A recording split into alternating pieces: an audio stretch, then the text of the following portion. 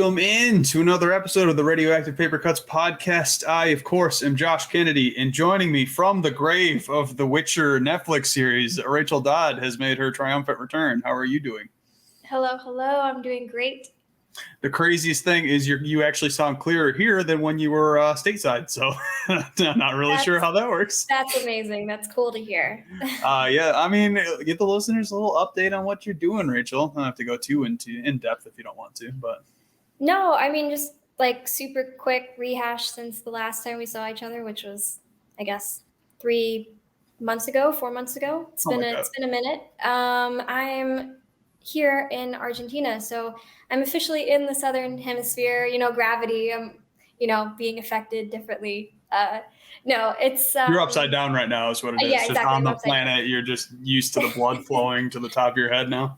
Yeah, so it's been officially 3 months. Yeah, because the last time you were on here was like a couple of weeks before you moved or something like that. Yeah, exactly. And yeah, like I was just talking to you, I did move again. So it's been a little bit of a whirlwind, just a lot of different things happening, adjusting to a lot of the different cultural stuff here. But I'm really grateful. I have a bunch of really good friends that live here in the city, and we're not too far from each other. So it's been a really good experience, a lot of support. That's what you need, and it's super exciting. You're on your adventure. Super happy for you. But right now, we're here to talk about Fantastic Beasts, The Secrets of Dumbledore. This was, of course, the third movie in the Fantastic Beasts franchise, and since this podcast is so new, we've never actually talked about Harry Potter before. So before we get into this movie, how do you feel about this franchise in comparison to Harry Potter, since it's set in the same universe? How do you feel connection-wise? Do you like these new movies? How do you feel about it? I remember when the first movie was, set to be released, and there was a lot of excitement about it, and I was right there with everybody. Harry Potter, the whole series and the books, it was part of my childhood, so I was really excited to see how Fantastic Beasts would continue the Harry Potter legacy and expand the world a little bit further. But I think that after watching the series, there's some things that maybe they've kind of dropped the ball on. I know it's hard to continue on from Harry Potter, the main core series. But plus, as being a prequel series makes it a little weird as well, where it's like certain characters you want to involve, but you don't want to mess with any sort of backstory that was told within the Harry Potter series. So you got to work with the whole continuity thing, and they don't want to end up like the X-Men franchise, where there was a lot of plot holes. There's prequels, sequels, solo adventures. There's just lots of things like that. So overall, I think they've done okay. My personal opinion on it is like, it's hard for me to root for these characters as much. I don't know if it's just like watching a kid age through and kind of become part of this world. So it's more of a journey. This one, we're given some already, full-grown wizard adults, and they kind of already know what they're doing. So there's less to root for. Or do you agree with that? Or yeah, I think maybe like the word that comes to my mind is there's a simplicity to Fantastic Beasts. Like, there's a lack of maybe that character development that we're used to, like the emotional side to the character development. It feels like they go through a lot of different, like you said, they don't want big plot holes, so they try to keep it very simple. So a lot of the plot twists happen, but it all revolves around the same. Like, they don't want it to get too untidy or too complex or too emotionally heavy, which is nice for children, I guess, but I don't know. Yeah,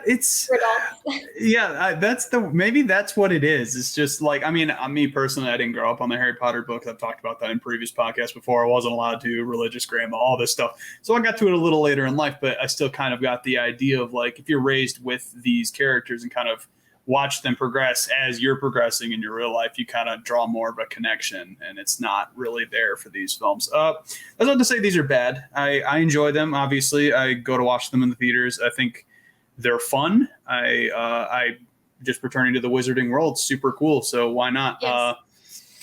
The first one, I don't know how much I cared for it. It was fine. It felt outside, like excluded from most things that we were familiar with the Harry Potter franchise. You agree with that? Mm-hmm.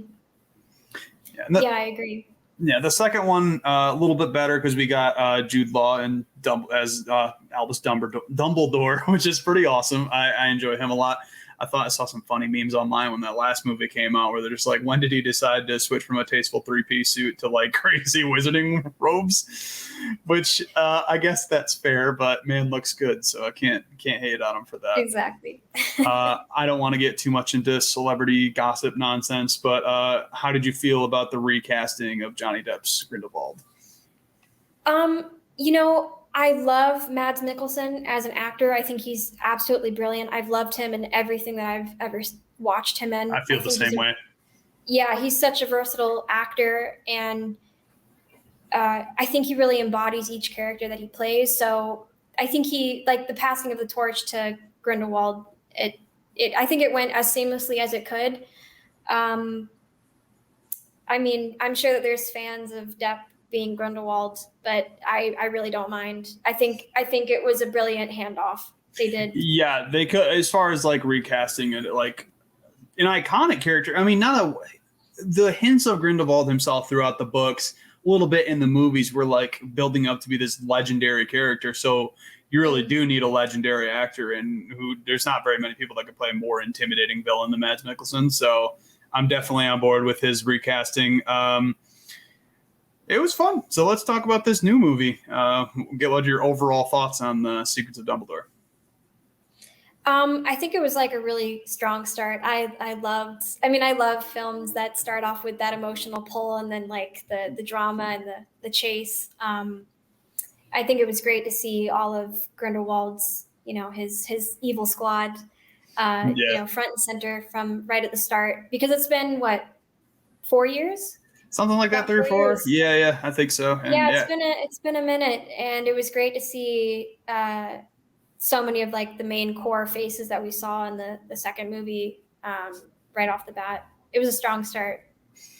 Yeah, I agree with you. I like you said, the emotional pull, like pretty close to the beginning was the whole diner scene. I don't know, that was a little bit later, but that was one of my favorites in the film. At what point in the movie it was, I don't fully recall, but it was early on. And we got like, there's no beating around the bush in this movie, which I appreciated. In the last one, is very much hinted that there was a homosexual relationship between Grindelwald and Dumbledore. And obviously they fully embrace it in this one, which I'm like, they have to. And it's weird that I believe it got released in China or something like that, and they had to cut like 10 minutes out with all of the relationship stuff. I'm like, well, then what's the emotional pull in this movie anymore? Because honestly, that was like the biggest fabric in the whole film. I forgot about that. Yep, I remember hearing about that. Exactly. I think they still are very. The Chinese film scene is very strict in a lot of different things, like not just about LGBT stuff. Right. Yeah. I mean, blood and gore too, nudity in general. Like what kind of core? How would they? That was my thought exactly. How did you make this movie without that? Because I mean, highlight of the movie for sure. It really kind of got like the bond that they had, like the what's it called, whatever it's called, the little locket, the blood pact. There we go. Couldn't think of the word. Yep. Wait, that kind of being a central point to the whole thing was great, and it made the whole Dumbledore thing make sense. How he wasn't as involved. I will say I'm a little disappointed that in this movie I was expecting to see the Dumbledore versus Grindelwald fight, I guess, and It didn't really happen yet. And based on how it's being received, I don't know if we're going to get another movie. So we can talk about that briefly and then jump onto the fun characters. Yeah, the fight between Grindelwald and Dumbledore. Yeah, the absence of it, I suppose. They had the little tiff. Yeah. At the end, but it wasn't legendary. Yeah, no, it wasn't. It was.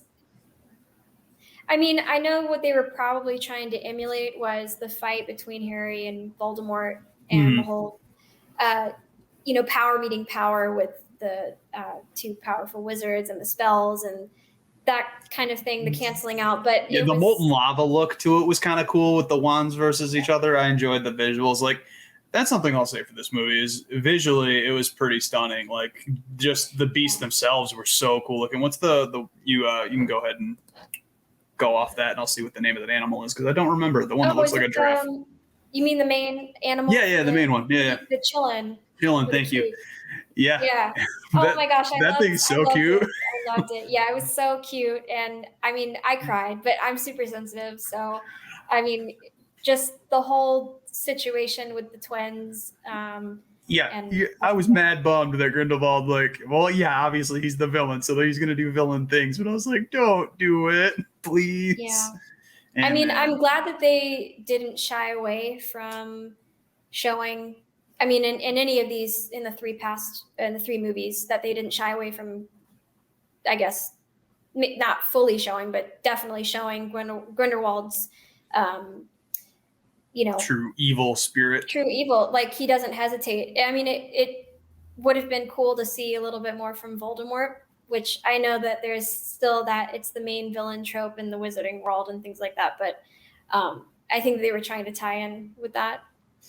Yeah, I agree. We'll talk about some other characters here. Let's go Ezra Miller's Credence Barebone or Aurelius Dumbledore. Yet another controversial celebrity in society right now, but we'll leave that alone. I enjoyed his performance quite a bit. Didn't speak as much as I was expecting him, though. He was very quiet, but I think it had to do a lot with the fact that his character is dying. Yep. I mean, I don't really know how they explained it. I'm not remembering specifically right now, but I know that there's something that they called it. Is just containing the like black cloud thing that he's keeping within himself. It has a name, you're right, but regardless, losing life. I think maybe that's why he's quieter. The use of Phoenix Ash was pretty cool throughout the film, kind of just showing that's kind of extinguishing. It was an artistic choice. The battle / I don't know, it was almost a mirror dimension fight between Dumbledore and it was cool cinematically. It was awesome, but it also made Dumbledore. I mean, Dumbledore is OP. Like he's OP. Yeah. Like we know that. But I don't know. It would have again. Dumbledore and Credence, that fight, or Dumbledore and Grindelwald, like it would have been really great to see a little bit more. Maybe Dumbledore getting smacked around a little bit. Maybe.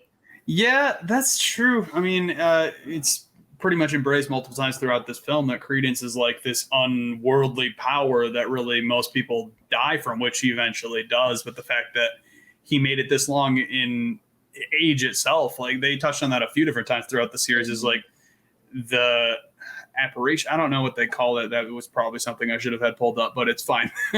in the first one, there was like everyone was so surprised that he was like 18 or whatever, and he was still alive and containing that. So the fact that he made it across all three films was pretty great.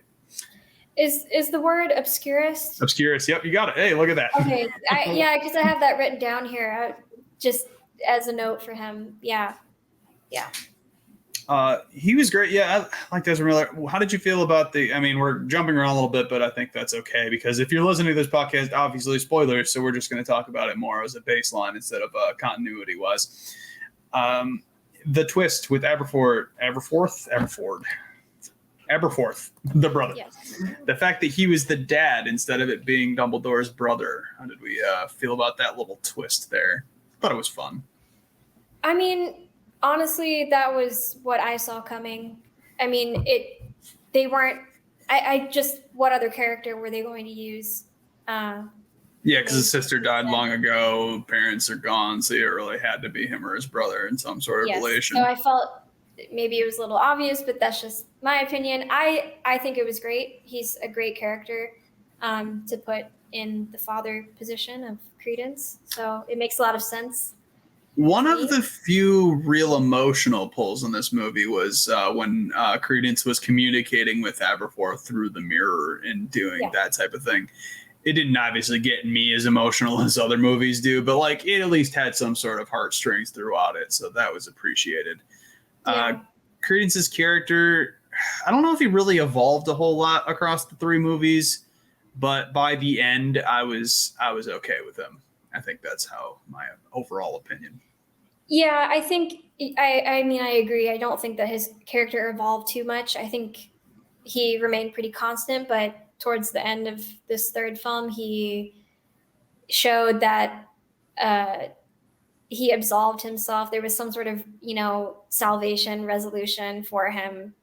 Maybe it was a minor arc, but they did a good job, I think. Yeah. Let's just keep it going in this interesting pattern. Instead of talking about the main character, we'll keep talking about some of the side characters, because I do want to talk about Newt quite a bit. So we'll get to him. The Queenie Jacob relationship in this film. How were you feeling about that throughout this whole thing? Oh my gosh, when the scene opened up with the wedding cake and Jacob, it pulled on my heartstrings. It was big sad. And then what did he had that like that image or something where he imagined Queenie in the bakery with him, and at first I thought it was real. I was like, oh, so did I. She's here. And then that was really well shot, really well acted. That was another one of those scenes that really sticks with you, because I watched the movie on yesterday or Saturday, and you watched it earlier in the week. So I mean, that's one of the ones that definitely kind of like sticks with you throughout the entire film, that like it really shows that he's a little bit tortured here, and it's explained that he kind of tapped out of the wizarding world after the last movie. Yeah, exactly. And I don't think anybody can blame him with everything that he went through. But no, I love Queenie and Jacob's relationship. And I think they did a really good job of emphasizing how someone like Jacob could love someone like Queenie in this film.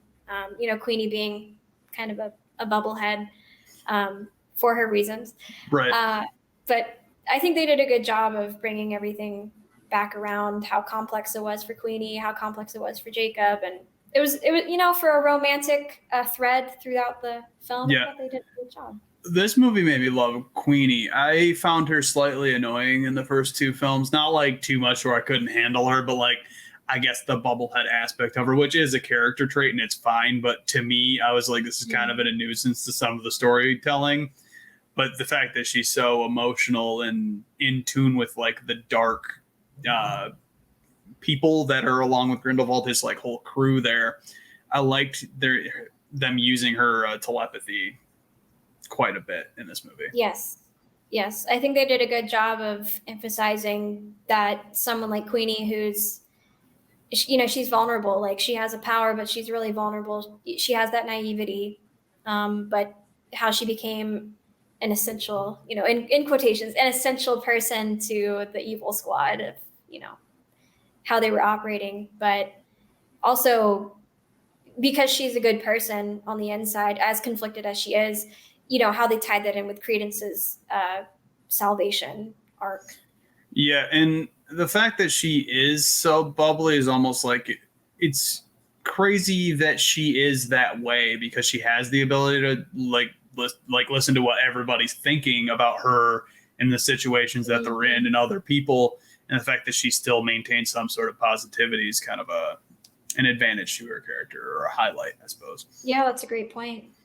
The sister Porpentina, almost entirely absent from this film, and I wonder if that was some sort of scheduling conflict. I don't recognize. I mean, I know the actress from these films, but outside of this, I don't know if she's involved in other franchises. But to me, it screamed scheduling conflict the whole movie, because she was barely in it. Yeah, I'm not sure either, but I think that they faced a lot of different issues with filming this third movie. But yeah, she was absent. Well, maybe not absent, but I felt like her character could have been a lot more present. Yeah. Throughout this whole film. Yep, definitely. She's great. I mean, I appreciate her, and it's fine. The weird Order of the Phoenix Light team that Dumbledore puts together in this film is fun. Yeah. The team of Theseus, Newt, Jacob, who else was it? Yusuf Kama, and oh man, I forgot how to say her name. Professor Hicks. She was great, but I don't remember how to say her first name, so I'm not going to try. I don't remember how to say her first name either. But yes, Professor Hicks. Oh my gosh, she great actress. I looked her up immediately after I watched the movie, and I was like, what else has she done? But yeah, I always love when there's situations like this in films where it's like the gang's back together. It's always such a good feeling, or, a new team's being assembled. It's very exciting. And I love how Newt, he had to be the one to basically be the speaker of the group and let Yeah, people know the what's the going on. reluctant leader of the Yes. order here. Yeah, we might as well talk about him now.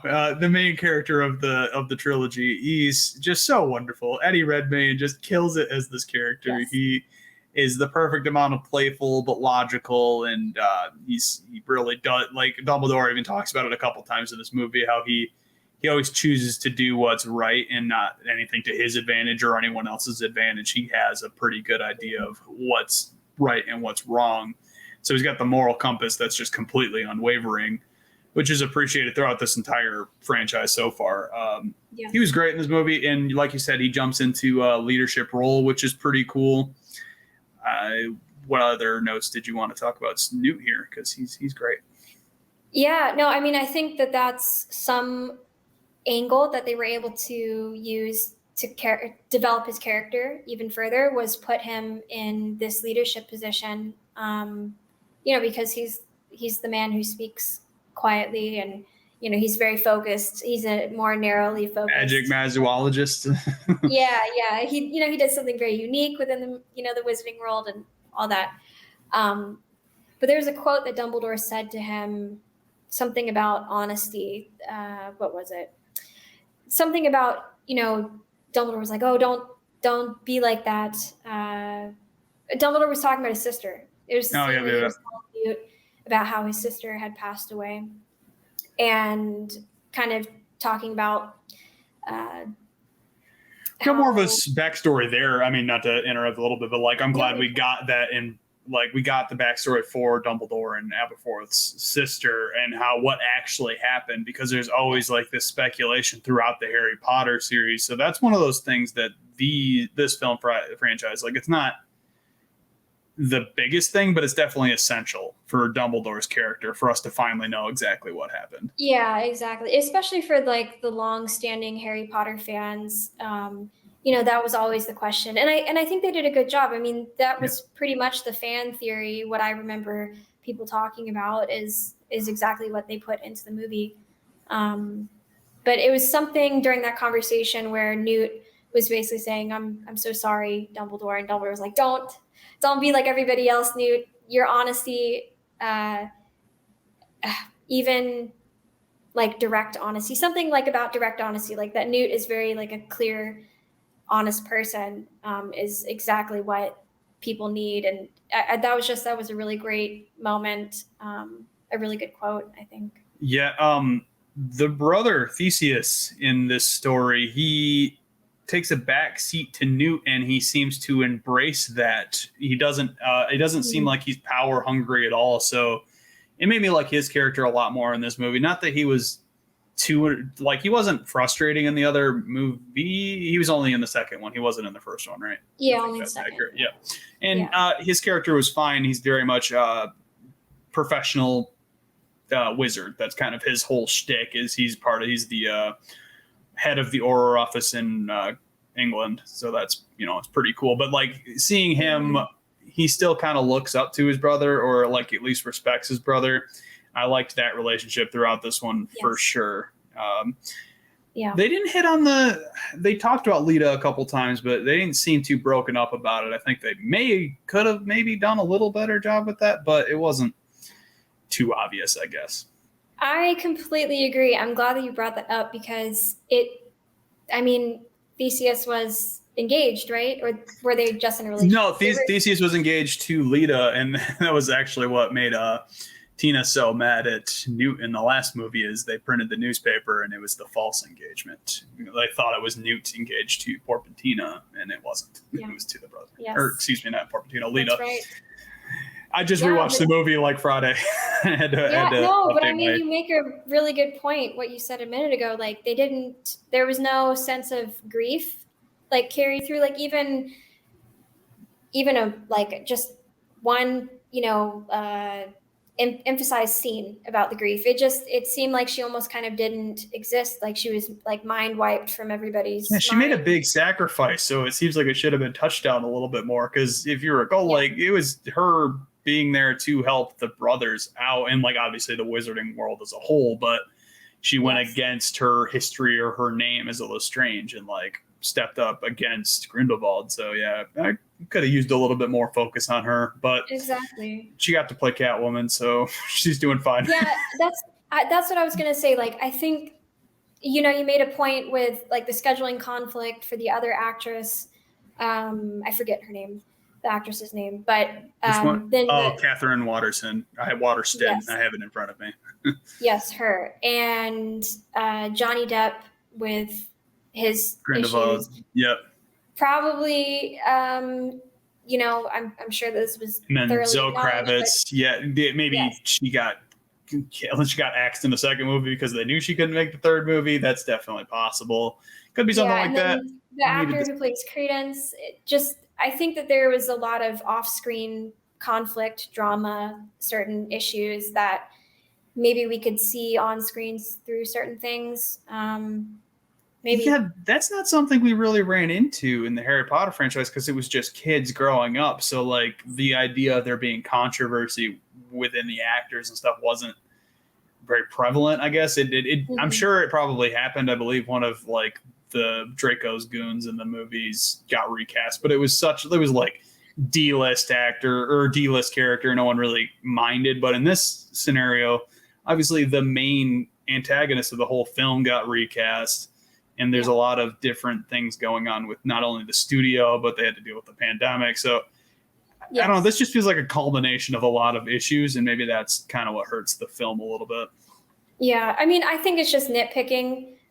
Like in my opinion, I think what we're talking about is just it's like not like, oh my God, this is a terrible film. Like this because, you know, it's just these are small things that I think when you notice it, when you're talking about it like this, it's just, oh, Yeah, you're starting at a disadvantage just being in the yeah, same world as the Harry Potter franchise, which is as big as it is. So, like, nothing's quite going to live up to that ever again. And that's kind of just something you got to deal with. I understand yeah. that they're trying to capitalize on the nostalgia of their fans watching those movies.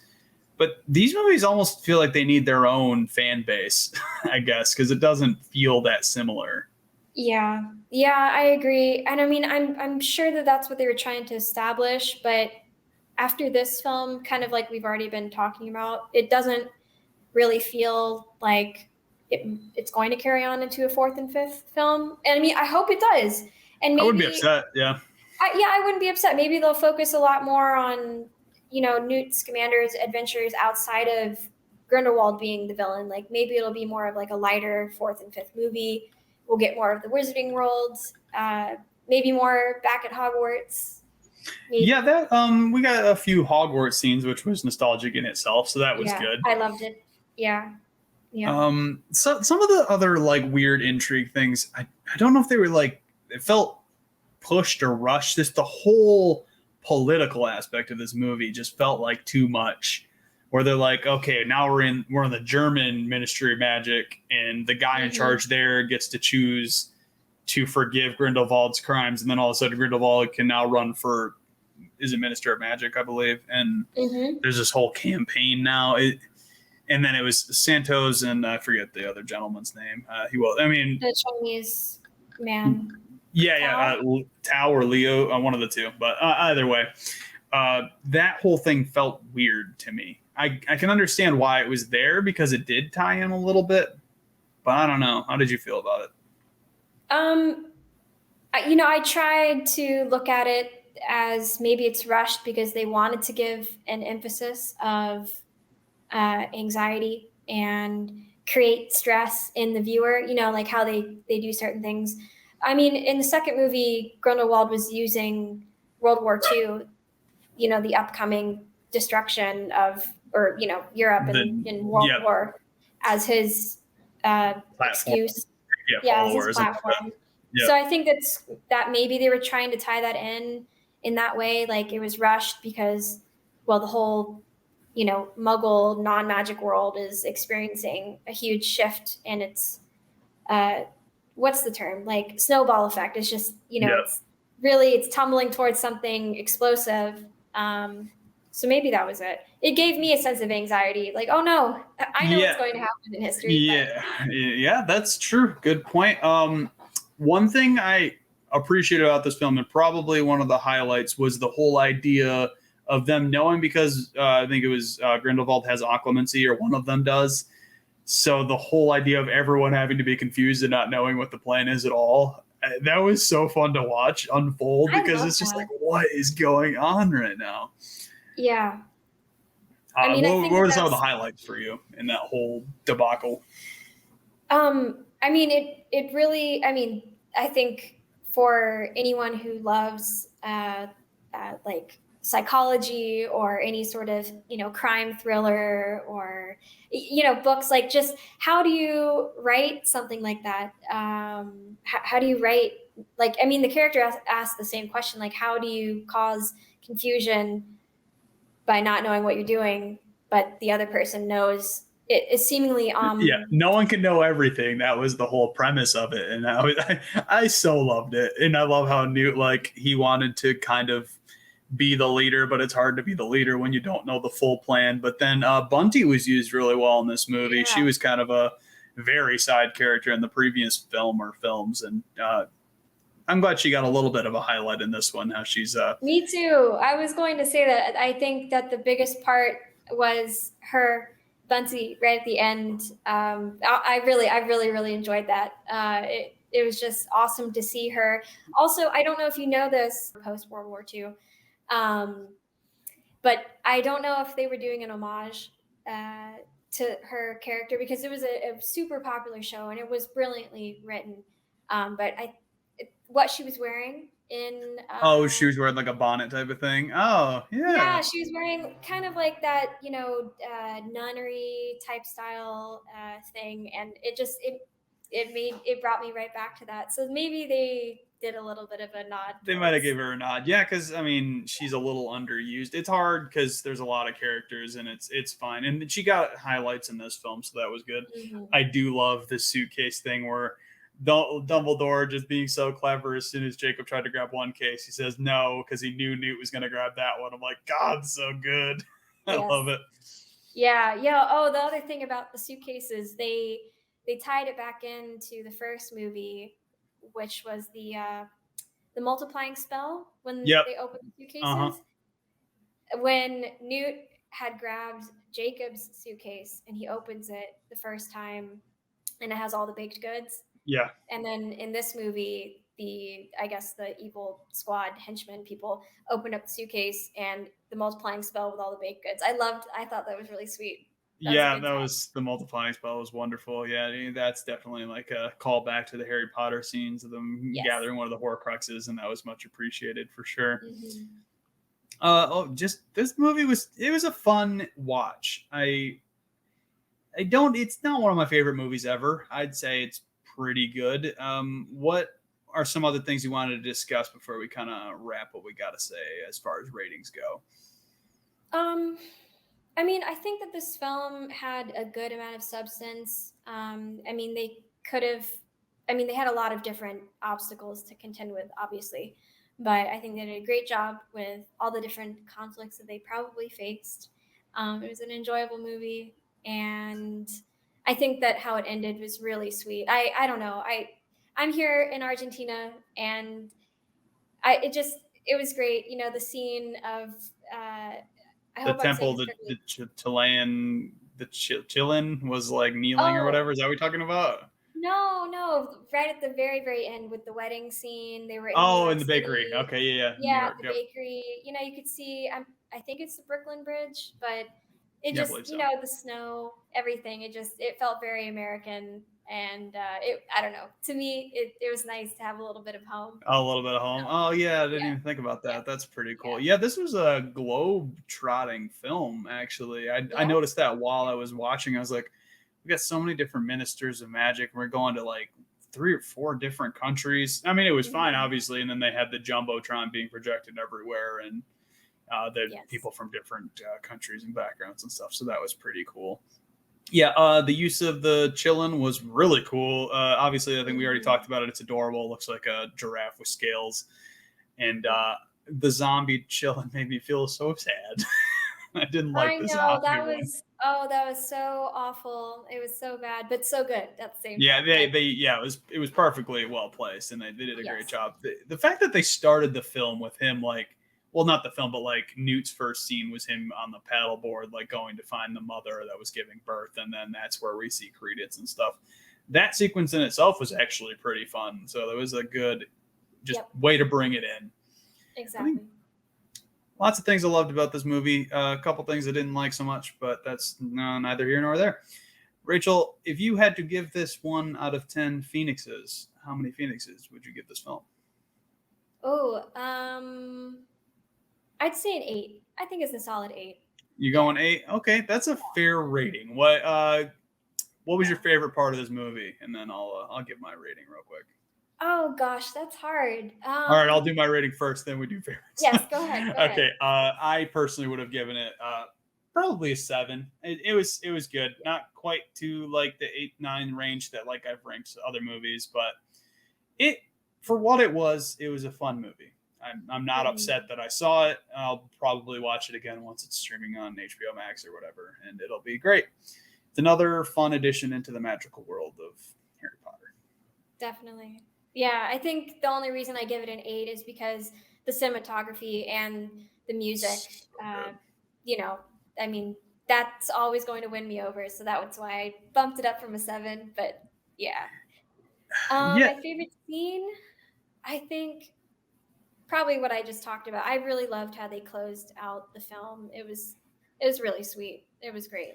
Yeah, Jacob finally got his girl, and then I love how Dumbledore his quote was there will only be after. Before there was before, and now there's only going to be after.